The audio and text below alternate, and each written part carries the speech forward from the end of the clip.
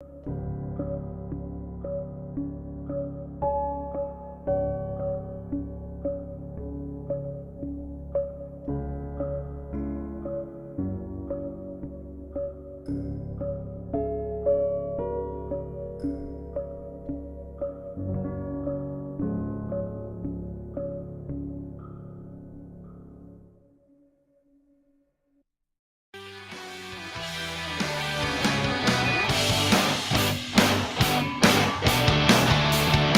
good morning, everybody. Welcome to the Underhood Show presented by Mel Hambelton Ford. My name is Phil Nightingale. Josh Prophet. Morning, Josh. Good morning. And got kind of a funky little deal going on the screen there, Josh. I'm trying to figure it out here. I was trying to get that banner across that whole thing earlier, and I think cutting me off and holding you out there. I think it's an update that they did. I thought that was. That's why I said you just want to show your whole thing, don't you? Cut me off at the chin here. No, that is not was not the intent. In fact, I thought it was the other way around. But got me cutting off right at the old chin. I got something on my chin or something, Josh? Nope. Okay. Hey, everybody, it's a call-in show, 316-462-3673. Anything ailing your car, tires, brakes, batteries, anything in the automobile world, anything in the racing world, anything you want to talk about. Love to answer your questions or even just some comments about something. We always have some fun with that too, don't we, Josh? For sure. So anyway, 316-462-3673. That's the number to dial up. That comes right to our front desk. Tell the girls you want to get patched into the podcast, and we'll take your question. And as always, Josh, what's in that lovely package that valued at over $130? So we're going to mail it out to you, but it's going to consist of the works, which is an oil change and tire rotation. We use Motorcraft oil and filter products here at Mel Hambelton Ford. While we're performing that, we're also going to complete a multi-point inspection on your vehicle, checking over the brakes, tires, steering, suspension, all the safety-related components on that vehicle, making sure that it's ready to go for that next 5,000 miles of driving. You'll also receive $10 to Mel's Diner, so you can get yourself something to eat and drink while you're here with us at the big corner. Complete nitrogen for your tires, so you get all the great benefits that nitrogen has to offer. And then BG Products package, which is going to consist of a can of MOA or motor oil additive for your engine oil, and then CF5 for your fuel system. Again, just getting that vehicle geared up and ready to go for that next 5,000 miles of driving. All right, 316-462-3673. Love to hear from you and get you that great price package. Morning, Jason Cox. Beautiful Saturday morning out there. God dang it, Josh. We were out at the ballpark last night. It was a little chilly. It was a little chilly. And we were out there for the kids take over the ballpark, and normally it's warmer than that. But boy, it was a pretty chilly deal there last night at the ballpark. We still had a lot of fun and everything else, too. Yeah, Delbert Art, good morning as always. Had a lot of kids out there. We could have had some more.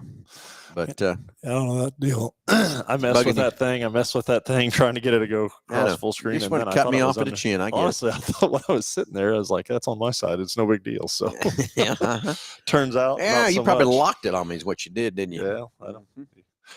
If you can figure it out, that's I'm not going to, because the normal I'll do, I'll cut us off. We'll be off the air. So I'm going to leave it alone. It'll be all over. So you just know, everybody look on the screen. You'll see that Josh has purposely put that over on my side to cut me off. You don't want me to see anything below my chin. There you go. So, but yes, it was a little bit chilly out at the ballpark. Did have a good time though. It was for kids take over the ballpark out there, and so yeah, I don't know if they ended up winning or not. That's a shame. But well, I think they were getting beat last I saw. Yeah. I think it was 6-1 the last score that I saw. So that's too bad for the wind surge. But it is what it is from that part. So I'm sure of course, playing in that cold, like I started talking to Shannon. He talked about, think about when you hit that ball. So on baseball, yes. Football, man, I think that'd be with it being cold like that, and that ball comes zinging in there and smack you or something. It would, it would hurt for sure. Yeah, very true. What a chin it is. Really? Okay, Delbert. Come on in. The water's warm, Delbert. Josh has got me all fixed up here, and Delbert's going right on with me. So, well, we've got a caller on the line, so let's go to the phones and talk to Jason. Jason, you're on live with Under the Hood. How are you this morning? Hey, morning, guys. How are you? Happy Saturday. Same to you. What do we got going on today? So quick question. My 2015 Ford F-150, I brought it to you guys because the oil pan gasket was leaking. Well, I took it there, got it in, and then come to find out that the head gasket was leaking. So I got that rescheduled, and they just got the part in. But my question is, would the head gasket cause the problem for the oil pan gasket leaking? Well, I'm going to tell you, it's very possible that it was leaking and running down, and we just didn't look far enough up. I mean, very possible from that part that it just kind of ran down out of the backside of that head, or maybe back by where the intake and the head connects together. There's something there. It's usually probably where I would say it was coming from. It was on the bottom side of the head. Most likely there it would be coolant leaking. But yeah, I'm afraid maybe that probably was it all along, was the actual head gasket leaking. Do we see a lot of head gaskets on? So don't hardly have any issues with head gaskets at all. And so I would be curious to know, exactly what's going on with that. But yeah, I've seen quite a few oil pans and when I say oil pans, they do like an upper pan and a lower pan. A lot of the oil pans anymore are made out of plastic, even from that side of it as well. So yeah, I saw that, but I guess it is what it is. yeah, I'd be more than happy to take a look at it, with you. And I already got it scheduled for you guys to fix it. Yeah. But I was just wondering if that, it's just funny how they didn't catch it at first, but then they said that the head gasket was leaking, and they said, well, that could have been what started the oil pan gasket. And I thought, well, how does that work? Yeah, I'm thinking maybe if it is the same thing, the oil is just running down the back of the block or something like that, where you couldn't really tell and pick it up, and you're thinking it leaked enough to where it came down through there and looked like a pan gasket. I probably ran around the pan gasket or whatever too, and stuff like that. Right. Part. But oil leaks, given the right circumstances or situations, and sometimes they're very obvious as to where they're coming from, and then sometimes you think where they're coming from, and right. it ends up being something else, because stuff does travel different places. You add the factor of the pressure of the oil if it is a pressure leak, but then you just add the all the air moving as you're going down the road that's circulating through that, or from the cooling system, from the cooling fans Right. and stuff like that blowing across there, and it'll make that oil travel in a lot of different places for sure. So I have chased some wild oil leaks over my years of chasing things like that too. It's kind of crazy. Of chasing those down. You always say, never do an oil change on your own, and this is the number one reason why I don't do it, because if it had me bringing this to you guys, they would never diagnose this. Yeah. If I did it myself, I wouldn't know what to look for. Yeah.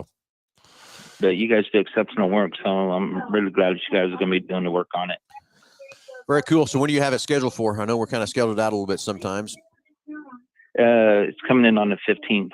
Yeah, that's why I figured there's a little bit of time in between there. So I hate it has to take that long to get in here, but I kind of use an analogy that if you go to a restaurant and no one's there, you probably don't want to eat. But if there's a wait line, there's a reason there's a wait line, right? Yeah, got some good food. I appreciate you guys. You guys do exceptional work. So, I'm very happy to bring it to you guys. Well, really appreciate that. We'll watch on the 15th and take a look at it when he gets here on the 15th. Okay. I appreciate it, guys. Have a good weekend. You too, buddy. Thanks for the call. You bet. Thank you. You bet.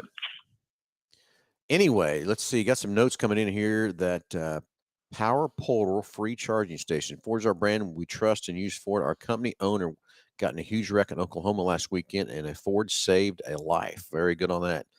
I wonder what kind of Ford that was. So if you guys, whoever, expand on that. Yeah, I'd love to hear some more about that or whatever too. Thank God, like Delbert says, thank God he's okay and everything else too. So love to hear what kind of model that Ford was and all that kind of stuff too. If you would like to call in 316-462-3673, or if you want to put something in the comment section over there about it, we'd love to talk about it. And I'm just glad somebody is okay. I was just talking with somebody about that yesterday. The advancements in safety in these vehicles. I mean, you think back of a decade ago and kind of where cars were at, and just compared to now, but even just the advancements from a couple of years ago to now, and there's so many things that the manufacturers put into these vehicles that a consumer has no clue that they're even there. I think of crumple zones on frame rails, and we're looking at different things back in the shop and trying to analyze why something looks the way it does and stuff like that. And, as a manufacturer or as a consumer, got no idea that stuff's there, and the research and development that these manufacturers put into these vehicles to make them safe. Yeah. I mean, I'm going to jump back in my time here a little bit, but I remember back in the 80s when they started putting airbags in cars, and a lot of manufacturers just put airbags in. They didn't actually I mean, the technology we have today, they can detect somebody sitting in a seat or not. Then, well, yeah, I mean, you have different stages in which that airbag deploys based on, the weight of the person in the seat. Yeah. And then what happened back in the 80s, the cars didn't have the airbags didn't match the crumple zones as good. But again, an airbag is still better than no airbag. And the first initial from people were when they were in a wreck, they would say, "We know the airbag hurt me more." Well, hate to tell you, if you didn't have that airbag, you'd have been hurt a lot worse. The airbag minimized your injuries. Sorry, you did have some injuries. I hate that too.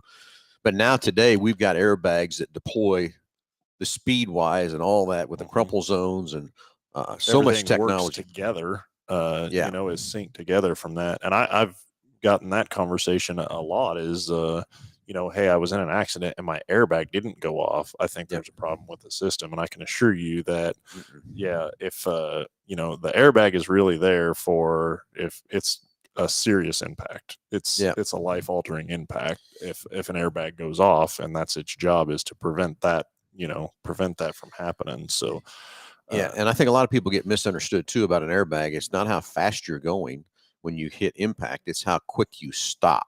Yeah. Basically, the simple analogy that I can give you is basically say a magnet is sitting on a magnet, and there's a it takes ball, a little ball, and it's got enough inertia to knock it off of the ball to go move a little bit to hit the two connectors of the wire to complete the circuit. But then again, it takes at least two airbags, two sensors to fire it. Yeah. But also remember, each time you start your car, the airbag system goes through a simple test and checks everything from that part. And if it can't pass that test, it's going to turn your light on for you and know if you got an issue. So that's one thing I do love about the airbags. It does do that self-test every time you start the car. Okay, got some comments here back from the Power Portal free charging stations. We had someone cross the center line and hit us head on. Ugh. It was terrifying and woke up in the hospital. I'm thankful for the first responders and Ford. I'd be dead today. God bless and thankful for the It's been a tough week. Well, I bet that has been a tough week. You hit somebody, next thing you know, you're waking up in a hospital. That is pretty tough. So I hope you're doing okay. If you would love to tell us what kind of Ford you're in, we'd love to hear from that. You're making model maybe too from that part, but just glad you're okay and from that part. Yeah, that's one of those things that, I mean, it just changes your whole perspective on things when something like that happens, and that's how quick and simple, or how quick and easy, things can change for sure. That fast. Yep. That fast. That fast as well, and that's why last week, or I don't, maybe it was a couple weeks ago. I think it was a couple weeks ago. We had that analogy of the brake pads and stuff like that, and when I think of an incident like that, I think, my go-to is, well, was there something mechanically wrong with the vehicle that caused that? Because I'm sure a large majority of incidents are human error from that side of it, but in the back of your mind that there's a probability or a possibility that it could have been a mechanical failure. And was it somebody that neglected something that could have prevented something? And so, again, with that, I go back to the multi-point inspection of checking these things over, making sure that everything's in good working order and that the vehicle is going to be able to operate, as it was designed intent from that side, because there are a lot of factors or a lot of maintenance items that can change that. Oh yeah. I think of the same thing that I think of is on tires. When consumers are purchasing tires and they're strictly just looking at tires as a budget point, I want the cheapest tire that I can get that will go on this car. Yeah, it's not. Well, there's a lot of factors that go into that, and if you're at the wrong facility or wrong establishment that you're purchasing your tires, and they're just trying to appease you on a budget side of things, and fit a size, and they're not worried about the load or speed rating, or they're just trying to make a sale, and that's what they have to offer, and that's what you get. You're changing the dynamics of that vehicle dramatically. I still remember when the speed rating tires first come out, and at that time the speed rating, it was a lot more expensive tire than it was just to put the regular size on. I remember people talking about, well, you know what, I'm not going to be going that fast, so I don't care about that.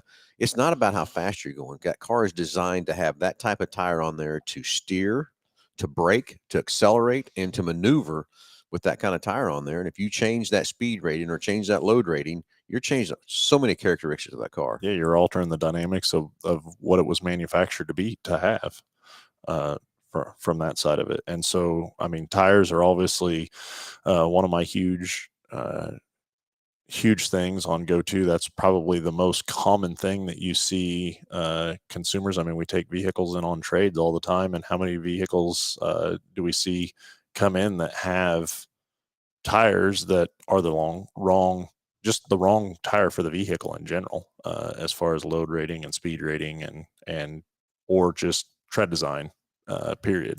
I still see it today. I see cars rolling on our service drive and stuff too that have, you can tell immediately when you look at the tire that it's the wrong application. It doesn't belong on there. It doesn't belong on that truck or car or SUV, whatever it might be from that part. So just remember, when you're buying tires, you're looking at purchasing tires and stuff like that too. Just don't look at the cheapest tire, because the next thing is when you start looking at a cheap tire, guess how long it's going to last? It's not going to last as long as one. You're making I hate to say it, but you are making an investment in tires. Think about, you just got 4 contact patches that are touching the road, and that's all it's holding you on that road. That's and, it. And what you want to do with that or whatever. But my thing is with a tire, I'm going to tell you, the first thing after I find my size and I find the speed and load rating, the next thing I'm going after is the wear rating. Yeah.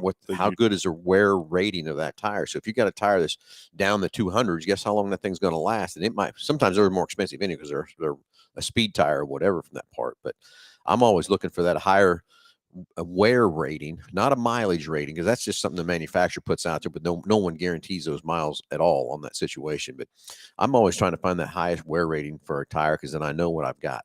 Now, next thing is it going to be the cheaper tire, the more rare? No, it's not. It's going to be more expensive, but again, it's going to wear longer. So you're making your better investment by having a higher wear rating than a shorter wear rating from that part. And I got a whole new respect for, just the tire manufacturers or manufacturing process when we got the opportunity to go through Hoosier deal. And I just had no idea the amount of manufacturing that went into a tire. I had no clue. All the different steps and everything that went along with that, but then also just the research and development that they had as well. That was the other thing, that laboratory where they're checking the compounds and making sure running them on it. Yep, making sure that everything, or that the tires that they're manufacturing are going to do what they say they're going to do. Yeah, I remember before we went through the plant, everybody said, you're going to realize now why tires cost what they cost. I'm thinking, oh, you're crazy, everything else like that. But then after going through the process and seeing that, I get why tires cost what they cost. Well, the other side of that, I mean, I was almost on the opposite end of the spectrum, is that how can you manufacture this and sell it for that? Looking at just the manufacturing process and the workforce and the machinery that went into it.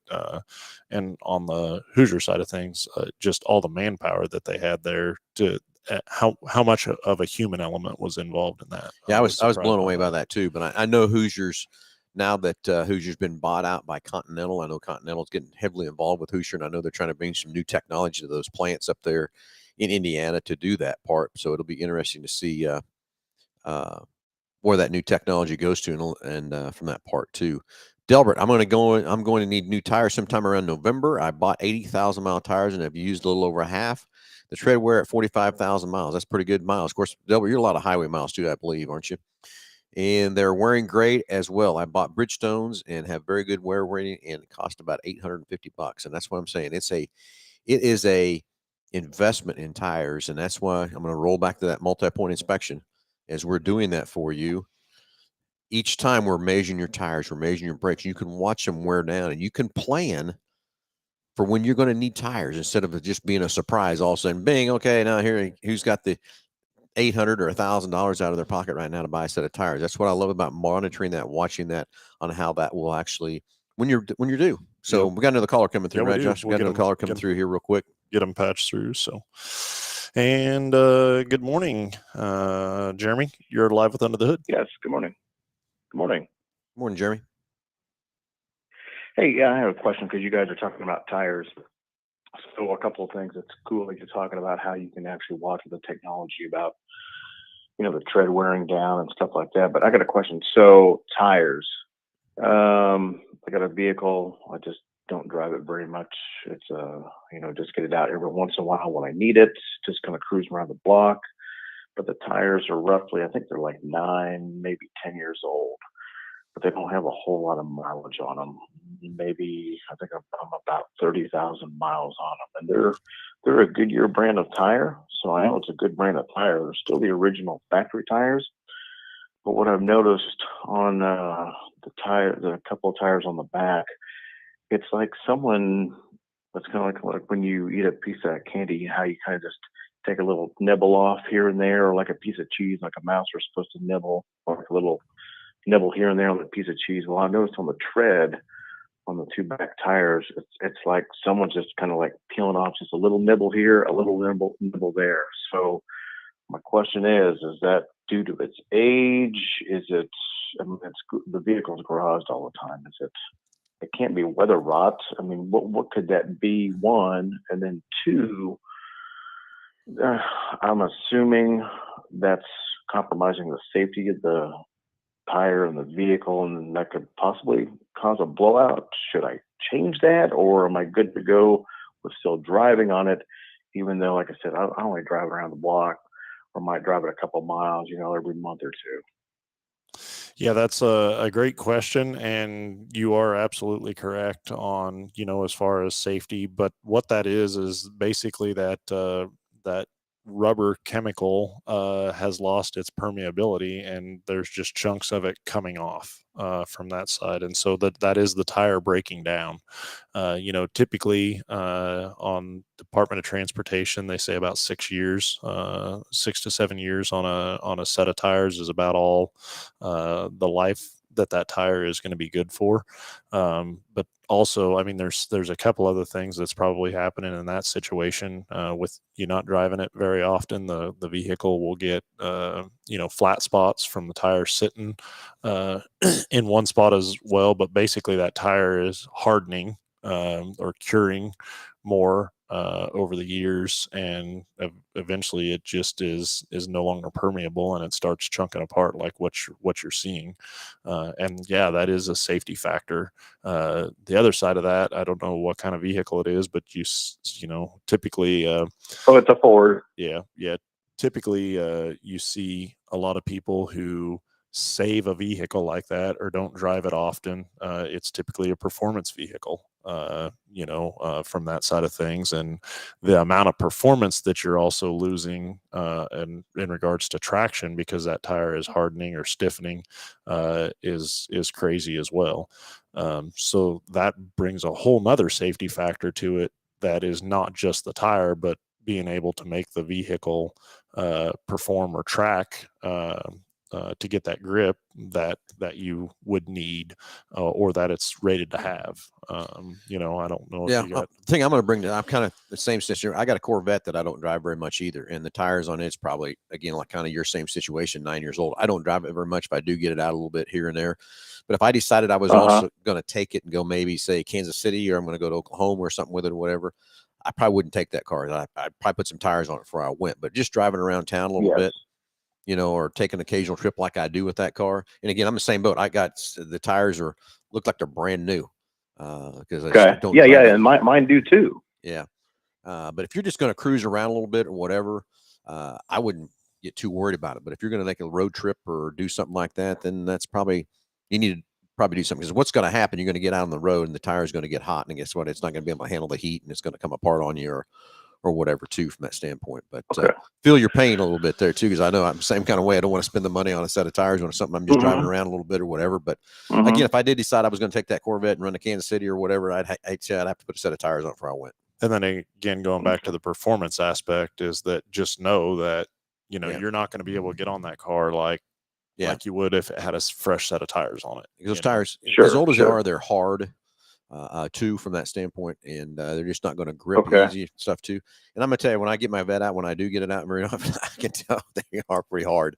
Doesn't take much to break them loose anymore too. So sure. Well, I definitely appreciate I watch you guys all the time, so I love your show, and it's great that you guys are talking about tires, because That was the question that I asked. I'm glad that you guys have answered my questions. And Hey, like I said, I enjoy watching you guys on Saturdays. appreciate that. Call, text, or whatever. I say that. Call anytime you want. Other question you got, whatever. Love to hear from you. And then the other side, and I'll throw this out there too. I was going to do it earlier, but with this next week, this really was unrelated to what we were going to talk about at this point in the show. But next week we have a buy 3 get 1 free.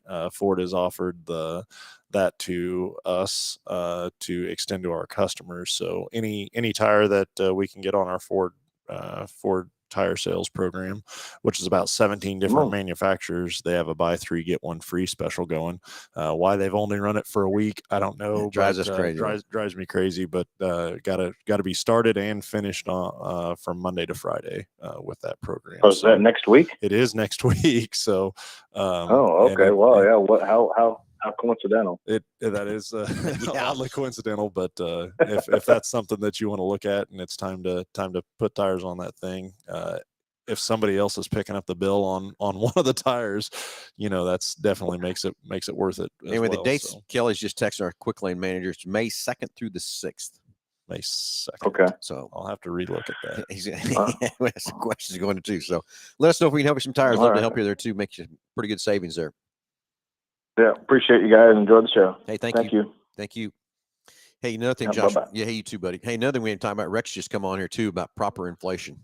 Yes, and that's another whole story we can spend some time on too. Is proper inflation. We probably should have talked to Jeremy about that too, about keeping the car setting like that, watching the tire pressures and stuff too. Because I tell you, everybody, you can look at the side of the tire, and that's going to give you what it's called the max pressure.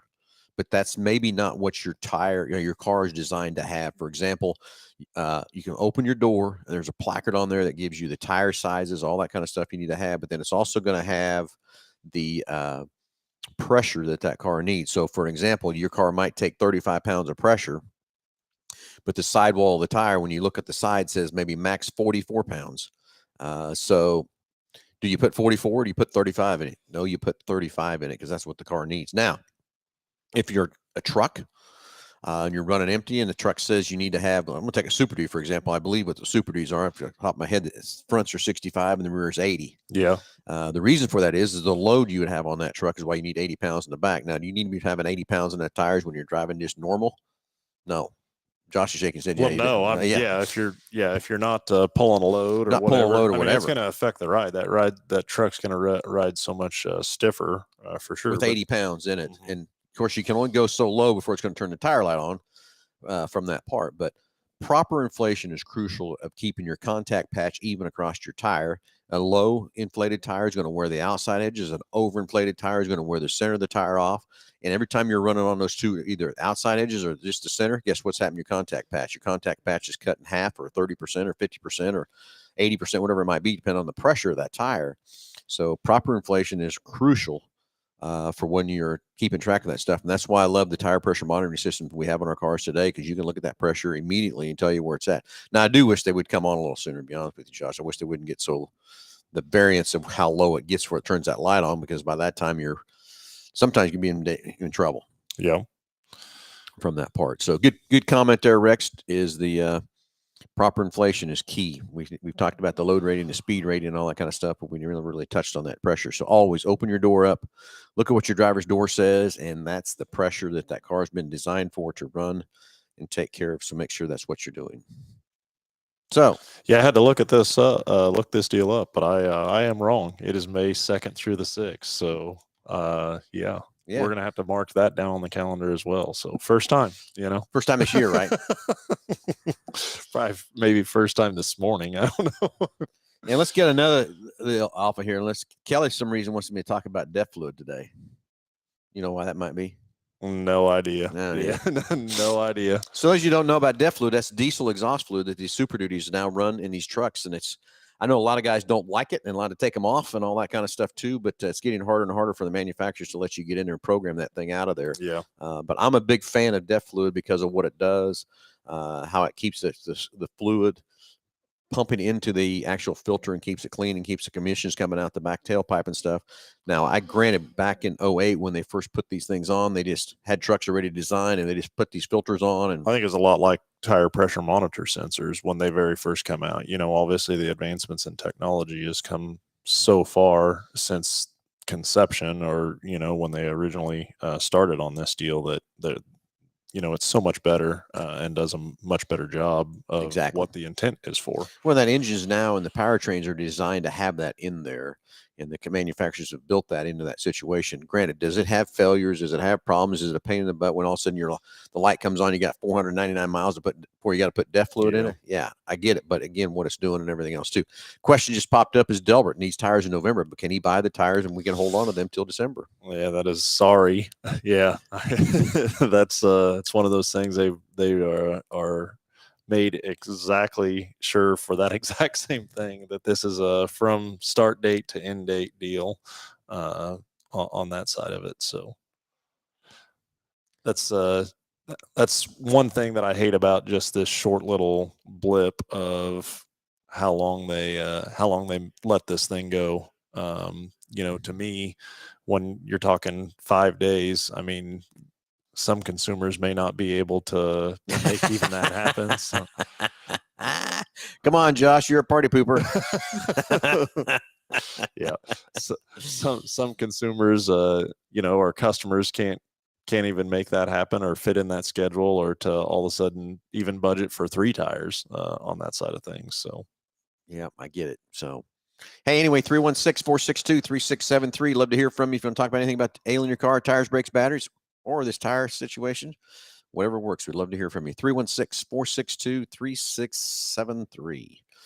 So anyway, yeah, Josh, party pooper. It happens. Delbert calling you out. Just like that. I was wrong today already once. So. Ooh. That's on the movie Blindside, and she says that, and he goes, how's that taste coming out your mouth? Anyways, okay, so we've talked about tires, we've talked about multi-point. Now, Josh, we had an exciting week here with North High in their auto tech class, and so kind of tell everybody what we did, what happened there, and all that kind of stuff. So that actually happened. Dates are running together here, but we had a visit with Pratt Community College first. That was probably 2 weeks ago, I think, from that side of things, and then Pratt Community College came out and visited us and took a tour of all the facility. And then they have some feeder high schools. It's Kingman and the surrounding areas feed into Pratt Community College. And again, they spent the day with us. We went down and toured the BG, or not the manufacturing, but the research and development center over there. And, I think they were all struck, and just, again, the amount of research and development that BG does, and really appreciated the BG opening up their doors and letting those students tour that facility. And then we had lunch, and then the second half of the day they came over here, and we went through the quick lane and the main store and the warehouse and all of that stuff. And it was a really good day with those students. And then the week after that, we hosted North High up here, and we did a competition with North High. So there was some prerequisites that the students had to do in order to compete in the competition. So we had a class of about 20 students, and out of those 20 students, 8 of them were elected to compete in the competition based on some class requisites that they got to do. A lot of it was multi-point inspections on vehicles that they had coming into their shop throughout the last month or so, and going over those multi-point inspections. And then the instructor went over the multi-point inspections with the students after they completed them, just to see what they noticed and things that they had looked at and found on different vehicles. And then some of the other prerequisites to be able to compete in this competition was Ford offers to these students, and it's called an ACE program, and basically it's Ford training. So it's very similar to what we what our technicians train on. So it's just a start of that. And so the number of these curriculums that they completed, they got credit for that. So Darren was able to get it down to 8 students that were able to compete during the competition. And so they spent the day here. And as we were having the competition, half the group got to do one-on-one shadowing with the technicians at the main store, and the other half got to do one-on-one shadowing with the technicians at the quick lane. And then we switched in the afternoon, so they got to experience both shops and be able to be one-on-one with each of the technicians as well. And so now the competition was pretty insane too. The competition went really well, and we had a really good time with it from that side of things. But honestly, I think from the students' side of things, I mean, they gain value in it, but I think they also gain quite a bit of value in just being able to spend time with those technicians on a one-on-one basis, and to be able to ask questions. And anyway, the competition was the works, right? The competition was the works, which is an oil change and tire rotation. We use Motorcraft oil and filter products, during that with them. We'll take this phone call here, and we'll go more into the competition. Come back to this. So let's go to the phone and talk to Darren. Darren, you're on Live with Under the Hood. Yes, I'd like to ask a question. I've got a 2005 Ford Ranger. It's got a stick shift on it, and I noticed lately whenever I drive it and stop at a stop sign or something, and I shift it into low gear in the first, it's a lot harder to shift than it used to be. It shifts all right through the rest of the gears, but I was wondering, what can be done about this? It's a lot harder to shift now in first gear. Just to get it in first gear or get it out of first gear? Into first gear. Is it grind at all? No, you don't. It just seems like a lot harder to get. I will get it in. I will get it in the first gear eventually, but it's a lot. It don't go in the first or second time. Yeah, it's just so it takes a lot more force to push it into the gear. Right. Yeah. Right. Is there something wrong with the first gear or something? Or yeah, so there's a couple of things that could be going on. One, I would wonder about just the actual linkage in the shifter itself. How many miles are on this thing, and what year is it? It's a 2005, and it's got 78,000. 78,000. So I would wonder about the linkage on the shifter itself. If it's going into all the other gears, I would say that that's probably a little less likely. But then the synchronizers for that first gear, if there's something going on with the synchronizers into first, that could easily be the cause of it. And then, the other thing would just be the clutch itself. But if you're not having trouble in any other gears, I would say that would be a little less likely. How about going into reverse? Everything okay there? Yeah. Yeah. In every gear, it's fine, except, as I say, it's harder to get in the first than it used to be. Yeah, I would say that there's probably something going on with the synchronizers for that first gear. Would be most likely, I guess. But what we can do, we can throw a diagnostic. Next thing I was going to throw out, when's the last time you had the fluid changed? You in the transmission? Yeah. Well, you guys did. It was done over the quick lane about a year ago. Okay. I had it done. Yeah, I was going to say, if you hadn't had it done, it might be something maybe to change some fluid out or whatever, get some new fresh fluid under, maybe it'd slide a little better or something from that part. But if we have just changed it in the last year or whatever, then I'm with Josh. I think you got something going on with a synchronizer in that first gear is what you've got going on. Oh, does that mean when you say synchronizer, does that mean taking the transmission apart? Is that what that is? Yeah. It would be an internal component inside of the transmission. But we ought to take a look at it. Josh, I think, was getting ready to throw a diagnostic on there. We can take a look at it and see if that's what we think once we feel it, see it, hear it, all that kind of good stuff too. And but I still Okay. think that's what you're leaning towards. And I'm going to tell you that for the amount of money that it takes to probably fix those synchronizers, I'd probably live with how hard it gets in until it gets really hard to push before I'd spend the money to take a training out and replace Yeah. those synchronizers is what I would be before I would be spending the money on it to fix it. But again, we ought to take a look at it and just see what we think and that sort of stuff. Okay. Okay, that's what I'll do. Thank you. Yep, we'll get that added onto your package. Thanks for the call. Uh-huh.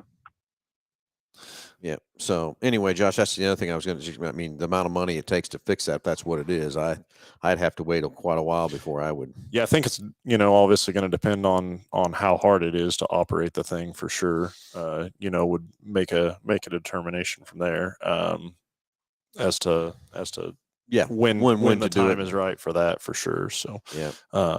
But anyways, going back to this competition. Yeah, back to the competition with North High. So we divided the students each side, and then while we were doing that, they each got the opportunity to perform the work service. And so what we did, Kelly and I went through, and we had five escapes. So there was 2-man teams from the students. And we got 5 escapes from our rental department. So everybody was working on same car, same year, make, model vehicle. Had 2 engines. There was either a 2-liter or 1.5. All the students knew this going into it, what vehicle that we're going to be working on. Prep work before. Okay. And we had went through and put some bugs in these escapes. And so from the multi-point inspection side of it, there was going to be 3 to 6 items that every escape had on it. Mm-hmm. Okay. Which we gave them the parameters of 3 to 6 items just so they knew what they were looking for. And they were going to be extremely obvious items. And for purpose of, I guess, the judging side of things, there was 3 on every one of them, but nobody knew that going in. Okay. Because each, it was a timed event. So oil change, tire rotation, and multi-point inspection from start to stop was timed.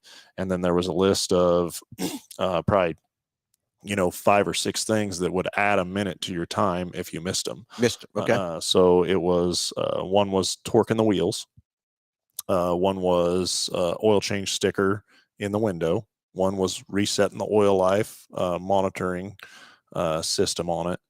I think the other one was topping off all the fluids under the hood.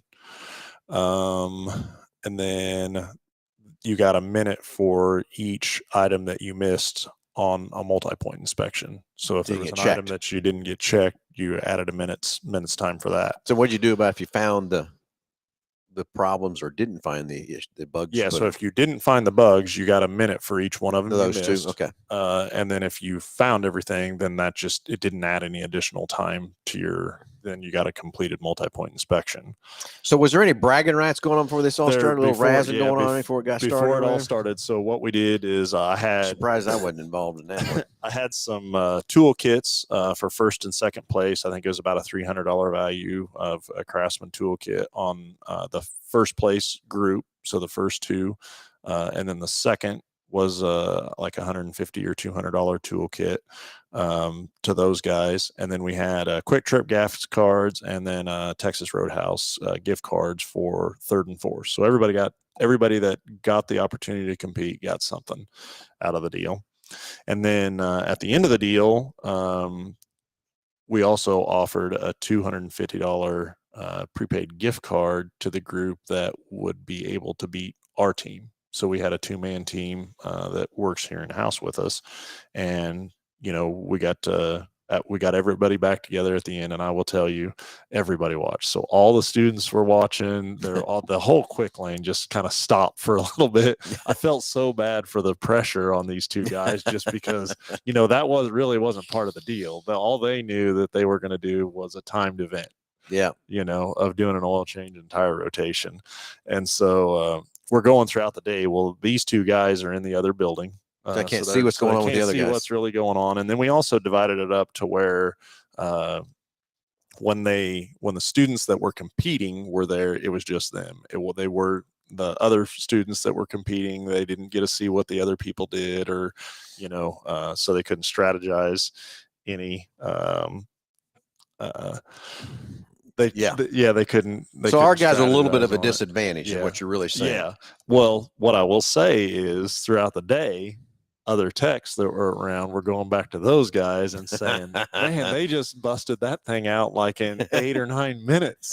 And so I think there was a little bit of a mental game being played, not even by the students, by our own technicians with the other two individuals that were doing this. And so it it was a very fun and exciting atmosphere for everybody. Had a really good time.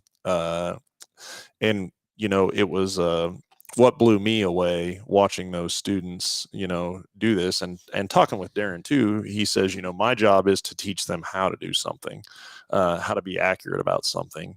And he says we don't really work on speed of something, and I get that from his standpoint, and that is something that as you refine your talent, the speed will come. But it was very interesting to be able to show those students how important efficiency is, and to be thinking about footsteps, and what you're doing, and that make your actions purposeful. Yeah, and it's after it was all said and done, you guys had lunch and everything, and then Lisa and I came over and talked to the kids and stuff. It was fun to see the energy of those kids and that sort of thing. And let me tell you, brought back a long time ago, because I was in their shoes a long time ago.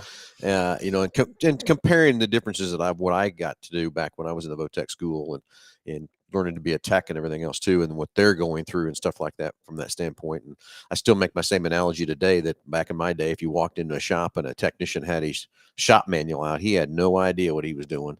Today, if they don't have their laptop out, they have no clue what they're doing today without a laptop and stuff like that too. But you think about even doing a simple oil changes and all that kind of stuff, they've got to have a laptop to be able to look up the specifications, look up the torque specs, look up how much oil, the right, everything quantities there, and weights, and then oil life reset procedure. Reset procedures. And so the reason that we put the emphasis on those really kind of 5 things is because that's as a consumer, if you leave here and a week later your oil life monitor light comes on, you instantly, you go to, well, what else didn't get done? Or did I even get an oil change? And, there's that car doesn't monitor the oil. It's just an algorithm that's set on there. We changed oil on it, and it was a step that was missed. And then the other side of that is it's not so bad now, but years ago, what vehicle had it and what vehicle didn't. I mean, and then where to go to access it. And every one of them I think that's something, in my opinion, that every manufacturer needs to make, like an OBD2 connector. There's a manufacturer standard that everybody has to meet on where that connector is located. Yep. And, I think the same thing needs to be true on the maintenance reset procedure from that side of it. But yeah, years ago, you wouldn't know what vehicle. You could have two escapes in there, and one would have it and one wouldn't. I know. And I'm not That's picking like, on that's escapes. like cabin It's filters, just driving me crazy. Like every other one from that And side. think about what we're going to be doing with some of these 22s and 23 model year vehicles that all these manufacturers are making, that they took things off so they could make them because we didn't have parts, or they didn't have the chips, or doing anything else like that. Think about how hard that's going to get 3 and 4 or 5 years down the road with some of those situations too. Same scenario and everything else like that too. Oh, Rex is being real funny today, Josh. Oh yeah.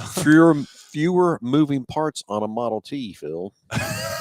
Not quite that old, Rex, but I have worked on a few Model Ts, I will tell you that. But very funny, Rex. So anyway, so that was fun and exciting to talk to those kids and see the energy in those kids and see the excitement of those kids and stuff like that too, to go back through there and stuff like that too. Now, what's going to be really interesting for me is just see how those kids progress through their career and all that kind of stuff, and where they end up at and all that kind of stuff too, and everything else. And, I go back to where I started, and I got out of the dealership world and went into that independent world for about a year, and realized, oh, this isn't good because I can't get trained. I want to know what I'm doing. I want to know that I can get training and stay up to date and all that kind of stuff. So I knew I had to get back into a dealership. And that's one of the things I try to tell those kids in there today is this.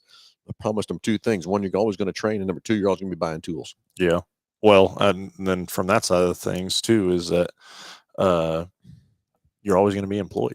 You can go anywhere in the world, and if you have a trade right now, like I don't care. Yeah, it doesn't have to be a technician from that side of things. That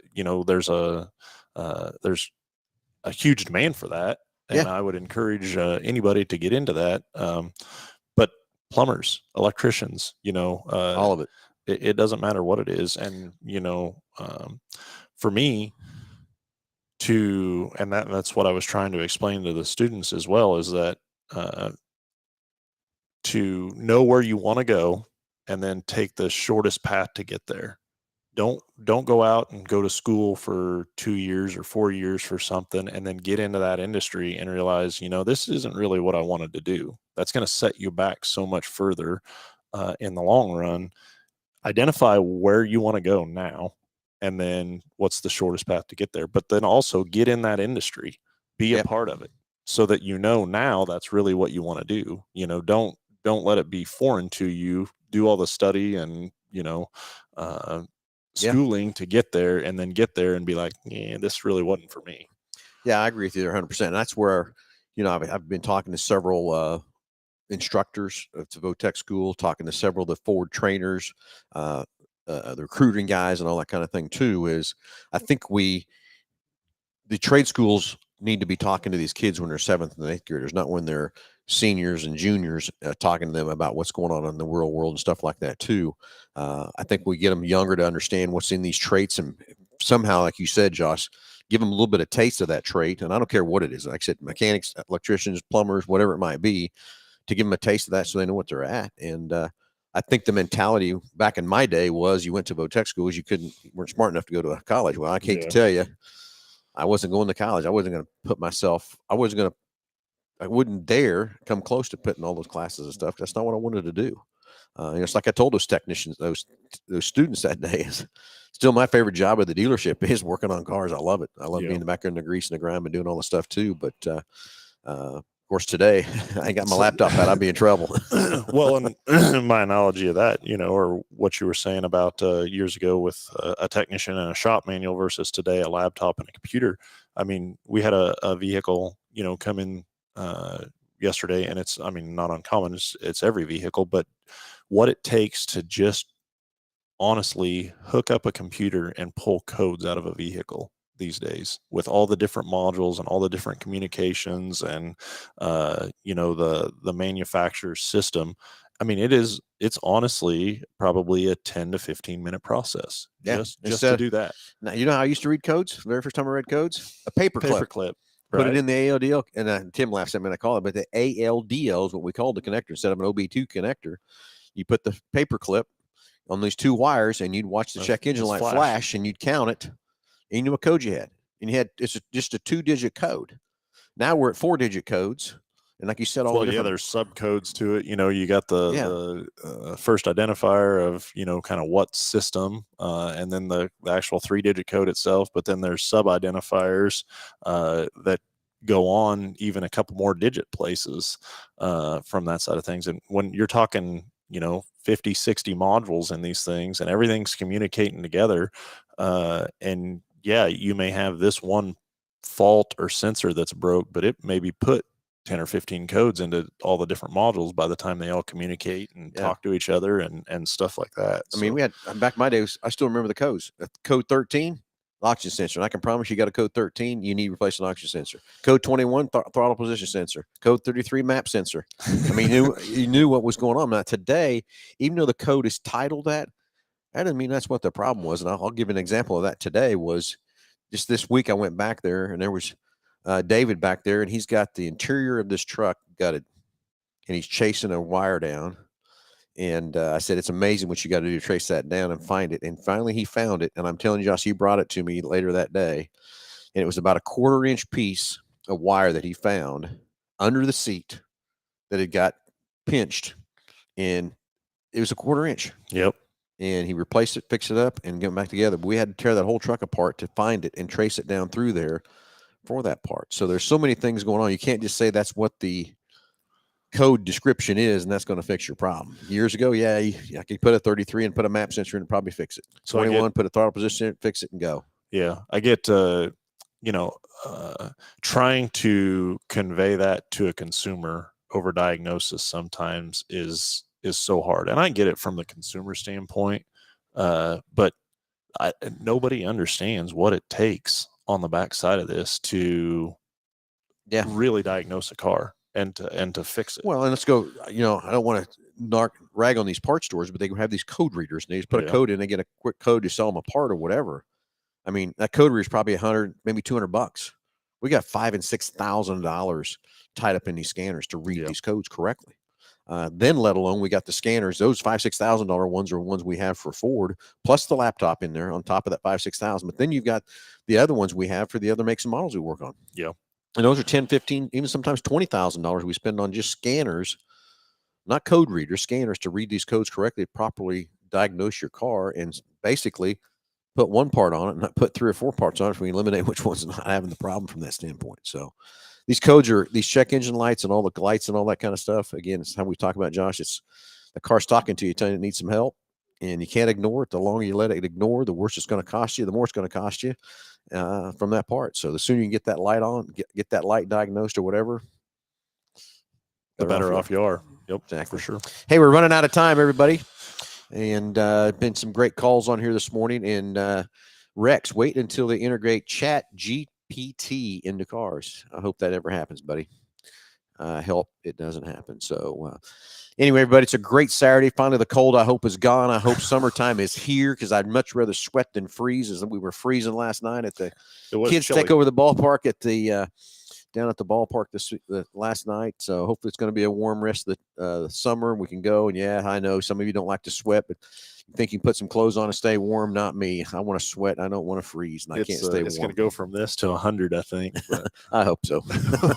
We really need the rain is what we need. And we had some good rains here, so everybody's getting some of that too, and that kind of thing too. But yeah, I had some good rainstorms come through and stuff from that part. So hey, everybody, let's run through real quick. BG Products, one of the great sponsors we have of this show, all the great preventative maintenance products we use right inside here at Mel Hambelton Ford.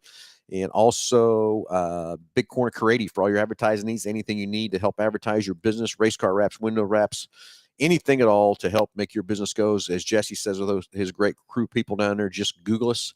And, of course, Go To Rent. Hey, I'm getting that fleet a little better for staying at Go To Rent right inside here at Mel Hambelton Ford. If you need something for the holidays coming up or the summer vacations, make sure you get in line and get your reservation ready to go and everything else, too. Delbert, thank you. And Rex, thank you. And everybody have a great Saturday. And we'll talk to you next Saturday, 9 a.m.